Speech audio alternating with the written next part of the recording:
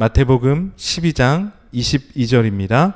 그때 귀신 들려 눈 멀고 말 못하는 사람을 데리고 왔거늘 예수께서 고쳐주심에 그 말 못하는 사람이 말하며 보게 된지라. 오늘까지 마태복음의 주제인 그 천국에 관련돼서 이야기를 나누고 다음 주부터는 마태복음의 구조에 대해서 살펴보도록 하겠습니다. 다음 주부터는 본격적으로 마태복음의 내용들을 알아보는 그런 시간을 갖도록 하겠습니다.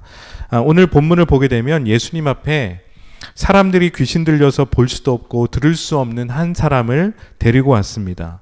예수님은 그 사람을 고쳐주셨습니다. 예수님께서 이 귀신 들린 사람을 고쳐주셨을 때 사람들의 반응을 한번 보겠습니다. 23절 말씀입니다. 먼저 개역개정으로 읽겠습니다. 무리가 다 놀라 이르되 이는 다윗의 자손이 아니냐 하니. 새 번역으로 읽어보겠습니다. 그래서 무리가 모두 당황하여 이 사람은 다윗의 자손이 아닌가 하고 말하였다. 말씀을 보니까 사람들은 굉장히 당황했습니다. 그러면서 이 사람이 다윗의 자손 그리스도가 아닐까란 합리적인 의심을 하고 있습니다. 왜냐하면 예수가 이 사람을 고친 것은 기적이었기 때문입니다. 사람들은 이 사람이 늘 귀신에 들려서 고생하는 것을 보았고 또한 문제가 있는 사람이었던 것을 너무나도 잘 알고 있었습니다. 그런데 예수가 이 사람을 정상인으로 바꾼 것입니다.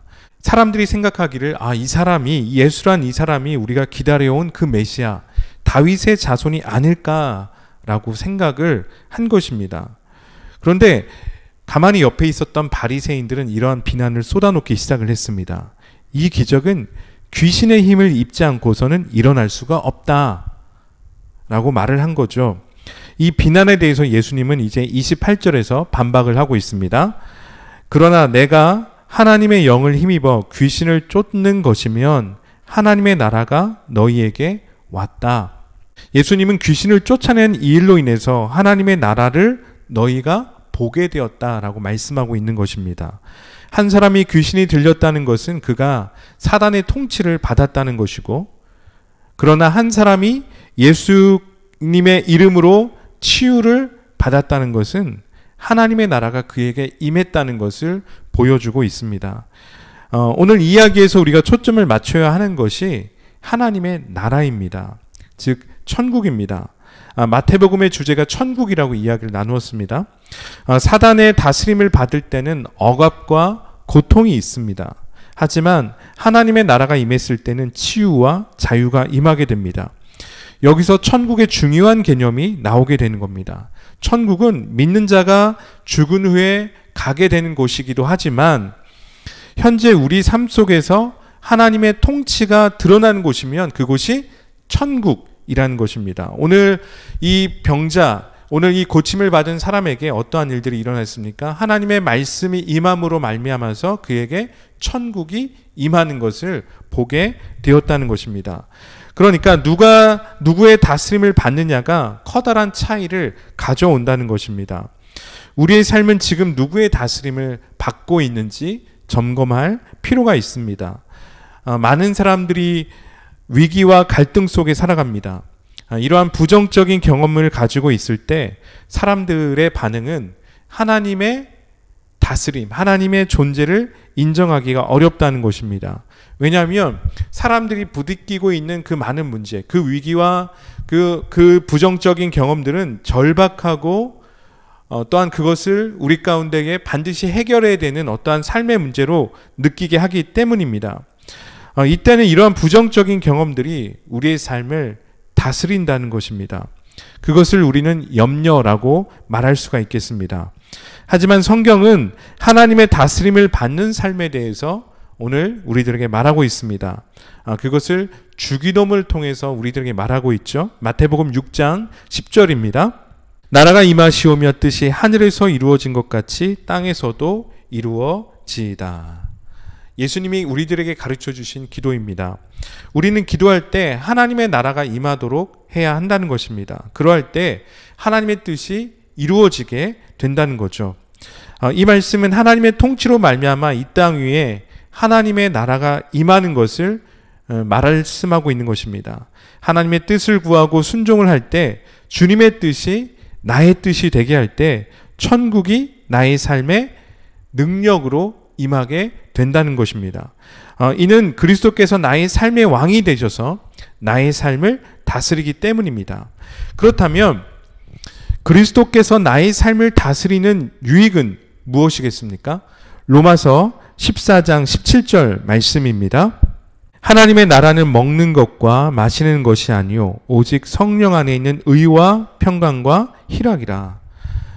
오늘 말씀을 보게 되면 천국이 임할 때에, 우리 삶에 임할 때에, 그리고 우리 삶을 그리스도께 맡겨드릴 때에 의가 임하고 평강, 즉 평화가 임하고 희락이 임한다. 즉 기쁨이 우리 가운데 넘친다라고 말씀은 우리들에게 보여주고 있습니다. 다시 예수 그리스도께서 귀신 들린 사람을 고친 이야기로 되돌아가 보면 예수님은 귀신 들린 사람을 고침으로 인해서 그의 삶에 의가 임하도록 했습니다. 정의로운 삶이 있도록 했습니다. 그의 삶을 평화롭게 만들었습니다. 기쁨이 회복되어지는 삶에 하게 하였다는 것입니다. 즉 하나님의 다스림이 있게 한 것입니다. 여러분, 우리가 하나님의 나라를 생각할 때 하나님의 나라는 어떠한 강압적으로 임해서 우리들에게 임하는 나라가 아닙니다. 하나님의 나라의 원리는 사랑입니다. 사랑 안에서 복종할 때에 이루어진다는 것을 반드시 우리는 기억을 해야 한다는 것입니다. 그래서 하나님의 나라는 의지적인 결단이 필요한 거죠. 그리스도인이라고 해서 하나님의 통치를 인정하는 삶을 살지는 않습니다. 때로는 이 세상의 자랑이 더 귀하게 여겨 보일 때도 있고 눈에 보이지 않는 즐거움을 더 추구할 때도 있습니다. 염려와 걱정에 사로잡혀서 살 수도 있습니다. 따라서 우리는 매 순간순간마다 하나님의 다스림을 우리 모든 영역 가운데서 인정하는 삶을 살고 있는지 점검할 필요가 있다는 것입니다. 고린도후서 10장 3절에서 5절에 있는 말씀 읽어보겠습니다. 우리가 육신으로 행하나 육신에 따라 싸우지 아니하노니 우리의 싸우는 무기는 육신에 속한 것이 아니요 오직 어떠한 견고한 진도 무너뜨리는 하나님의 능력이라. 모든 이론을 무너뜨리며 하나님을 아는 것을 대적하여 높아진 것을 다 무너뜨리고 모든 생각을 사로잡아 그리스도에게 복종하게 하나니. 이 말씀을 보게 되면 우리는 이 세상에 살기 때문에 단지 눈에 보이는, 눈에 속한 싸움만 하는 것이 아닙니다. 말씀은 눈에 보이지 않는 영역과도 싸움을 한다는 것을 말씀해 주고 있습니다. 그렇다면 우리 눈에 보이지 않는 싸움의 영역은 무엇입니까? 오늘 말씀을 보니까 모든 이론이라고 얘기하고 있습니다. 이것은 잘못된 이론이죠. 궤변이라고 말할 수가 있습니다. 또한 하나님을 아는 것을 방해하는 교만이라고 말씀하고 있습니다. 또한 모든 생각이라고 이야기하고 있습니다. 이것은 계략들에 대해서 말씀을 하고 있는 것입니다. 여러분, 우리는 삶을 살면서 나의 의지를 내려놓는 훈련을 해야 합니다. 그러할 때 진정한 천국의 삶을 경험하게 된다는 겁니다. 문제는 나의 의지와 하나님의 뜻 사이에서 갈등한다는 겁니다. 우리 자신의 뜻을 사도 바울은 이것을 육신의 소욕이라고 얘기를 했습니다. 또한 그리스도의 뜻을 성령의 소욕이라고 이야기를 했습니다. 이 육신의 뜻과 성령의 소욕, 이 두 가지를 구분하는 것은 크게 두 가지를 통해서 나타난다는 겁니다. 첫 번째는 성령의 지배를 받고 있는가. 그리고 두 번째는 육신은 어떠한 행동을 하는가. 성령의 지배를 받을 때는 육신의 행동은 하나님의 뜻대로 살고자 행동을 하게 됩니다.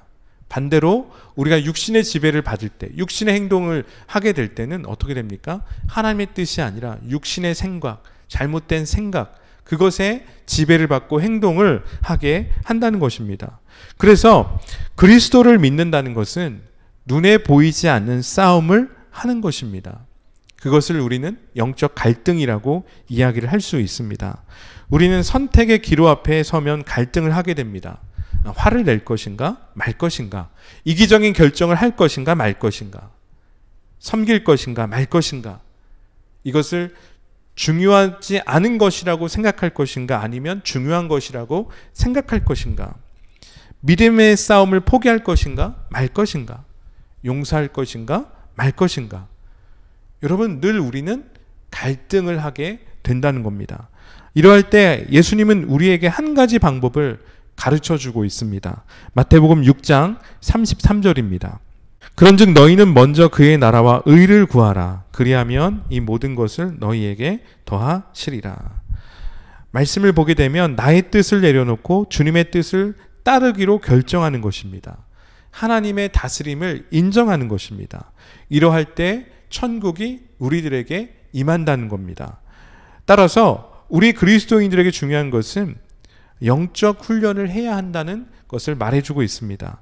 하나님의 나라는 우리에게 인격적으로 임합니다. 하나님의 나라의 통치는 강압이 아니라 억지가 아니라 사랑이라고 말씀드렸습니다.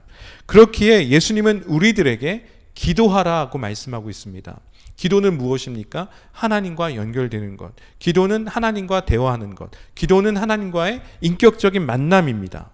어떠한 튼튼한 요새에도 무너뜨릴 수 있는 하나님의 능력이 임하도록 기도해야 한다는 것입니다. 그것은 어디에서 나오게 됩니까? 그것은 하나님과의 관계 속에서, 하나님과의 그 인격적인 만남을 통해서 우리는 이 모든 것을 이길 수 있는 하나님의 능력을 경험하게 된다는 거죠. 그래서 모든 상황과 환경 그리고 사건 속에서, 관계 속에서 주님의 뜻을 발견하고 순종할 수 있는 힘을 주시도록 기도해야 한다는 것입니다. 하나님의 나라는 이제 현재 우리 삶 속에 임하였습니다. 또한 하나님의 나라는 미래의 삶과도 연결이 됩니다. 빌립보서 2장 10절과 11절 말씀을 읽겠습니다. 하늘에 있는 자들과 땅에 있는 자들과 땅 아래에 있는 자들로 모든 무릎을 예수 이름에 꿇게 하시고 모든 입으로 예수 그리스도를 주라 시인하여 하나님 아버지께 영광을 돌리게 하셨느니라. 오늘 말씀을 보게 되면 모든 입이 예수 그리스도를 주라고 시인한다라고 말씀하고 있습니다. 이것은 말씀을 보면 하늘에 있는 자나 땅에 있는 자나 땅 아래에 있는 자들이 예수의 이름 앞에 무릎을 꿇고 예수를 주라고 시인해서 하나님께 영광을 돌린다라고 말씀을 하고 있습니다. 현재 임하는 하나님의 나라는 누가 경험하는 것일까요? 그것은 하나님의 사랑에 반응하는 자가 하나님의 나라를 경험하게 된다는 겁니다. 그렇다면 미래에 임하는 하나님의 나라는 어떤 차이가 있겠습니까? 모든 사람이 그리스도 앞에 무릎을 꿇고 주님이라고 시인하게 될 것이다 라고 이야기를 하고 있습니다. 앞으로 임하게 될 하나님의 나라는 어떠한 일이 일어나게 됩니까? 그러니까 모든 사람이 그리스도 앞에 무릎을 꿇는다라고 말씀하고 있죠. 이 이야기는 어떤 거냐면 사단의 나라가 망한다는 것입니다. 사단의 나라가 망하기 때문에 어떠한 슬픔도 눈물도 어떠한 전쟁도 억압도 앞으로 임하게 될 하나님의 나라에는 그러한 고통들이 없게 된다는 것을 말해주고 있다는 것입니다. 그때에는 우리의 욕심과 우리의 의지도 다 사라지고 오직 예수 그리스도의 다스림만이 우리들에게 드러나게 된다는 것입니다. 그렇다면 이러한 미래에 임하게 될 천국을 소망하는 우리가 갖게 될 유익은 무엇이 있겠습니까? 우리 삶에 깊이 적용해 본다면 그것은 나에 대한 이해가 더 깊어지게 된다는 것입니다. 하나님의 나라를 소망하면 소망할수록 나의 연약함을 인정하게 될 수밖에 없다는 것입니다. 어거스틴이라고 이야기를 하죠. 그 아우구스티누스의 고백록에서는 너 밖으로 나가지 마라. 너 자신 속으로 들어가라. 내면의 인간 속에 참이 살기 때문이다 라고 이야기를 하고 있습니다. 어거스틴, 그 아우구스티누스가 초점을 맞춘 것은 인간의 연약함이죠. 자신의 연약함에 초점을 맞춘 겁니다. 그러면서 아우구스티누스는 인간의 본질을 불안으로 보고 있습니다. 그는 또한 이렇게 이야기를 합니다. 신은 우리를 신께로 향하게 만들었다. 우리 마음은 당신 안에서 쉬기 전까지는 불안하다. 이것이 인간의 본질이라는 거죠. 불안하기에 우리는 하나님을 바라볼 수밖에 없습니다. 불안할 때 인간은 온전한 안식을 누릴 수가 없습니다. 이처럼 우리는 온전한 천국의 삶을 살 수가 없다는 거죠. 하지만 천국에 대한 확신은 우리에게 소망을 가져다 준다는 것입니다. 이를 위해서 우리에게 필요한 것은 그리스도의 다스림을 받는 삶을 연습을 하는 것입니다. 그것을 성경은 성령 충만한 삶이라고 말씀하고 있습니다. 그러면 어떻게 우리는 이러한 성령의 충만한 삶을 살 수 있겠습니까? 그것은 영적 훈련에 힘을 써야 한다는 것입니다. 우리가 영적 훈련을 단지 어떠한 기도와 말씀이라고 생각하는 경우가 있습니다. 그것에 국한돼서 우리는 영적 훈련의 영역을 생각할 수 있습니다. 그런데 리차드 포스터의 영적 훈련과 성장이란 책을 보게 되면 영적 훈련의 세 가지 영역을 보여주고 있습니다. 내면의 훈련과 외적 훈련과 공동체의 훈련에 대해서 이야기를 하고 있습니다. 내면의 훈련이라는 것은 묵상과 기도와 금식 그리고 학습을 말하고 있습니다. 하나님과의 개인적인 관계에 대해서 이야기를 하고 있는 것입니다. 외적 훈련이라는 것은 단순성, 홀로 있기, 복종, 섬김에 대해서 말을 하고 있습니다. 또한 공동체 훈련이라는 것은 고백과 예배, 인도함 받기, 축제에 대해서 이야기를 하고 있습니다. 리차드 포스터가 우리들한테 말하고 있는 것은 영적 훈련이라는 것은 단지 하나님과 나와의 관계만을 이야기하고 있는 것이 아니라 나와 이웃과의 관계를 포함한 우리 전반의 삶에서 이루어지는 훈련에 대해서 다루고 있다는 것입니다. 즉 영적 훈련은 삶 전체를 말하는 것입니다. 믿음과 삶이 분리된 것이 아니라 믿음과 삶이 하나가 되는 것을 말해주고 있다는 것입니다. 많은 사람들이 자신이 변화되어야 된다라고 생각합니다. 그런데 정작 변화에 대해서 이야기할 때 자신은 변화의 대상이 아니라 다른 사람이 변화가 되어야 된다라고 이야기하는 경우가 많이 있다는 것입니다. 마찬가지로 천국의 삶을 동경을 하지만 천국과 상관없는 사람들이 많이 있습니다. 왜 그러하냐면 불안 속에 자신을 놓아두기 때문입니다. 이제 우리가 해야 하는 것은 우리의 눈을 하나님께 향하는 것입니다. 우리의 머리를 들어서 주님을 바라보는 것입니다. 그래서 주님의 뜻이 나의 삶에 온전하게 이루어지도록 하는 것입니다. 그러할 때 오늘 나의 삶은 주님 안에서 진정한 천국의 안식을 누리게 된다는 것입니다. 오늘 나의 삶에 임하신 하나님의 나라, 그리고 다시 미래에 이루어지게 될 하나님의 나라를 우리는 바라보고 소망하게 된다는 것입니다. 특별히 우리가 코로나19를 보내면서 우리는 지금 우리 내면을 살펴보아야 하는 때입니다. 또한 교회 공동체는 예수 그리스도의 삶을 다시금 되돌아봐야 한다는 것입니다. 교회 본질에 대한 물음을 계속해서 우리는 던져야 한다는 거죠. 그리고 삶과 신앙이 하나 되는 삶에 대한 고민을 우리가 끊임없이 해야 한다는 것입니다. 사랑하는 성도 여러분, 우리의 지향점을 오늘 하루 하나님께 두는 그런 하루가 되어지기를 예수 그리스도의 이름으로 축복합니다.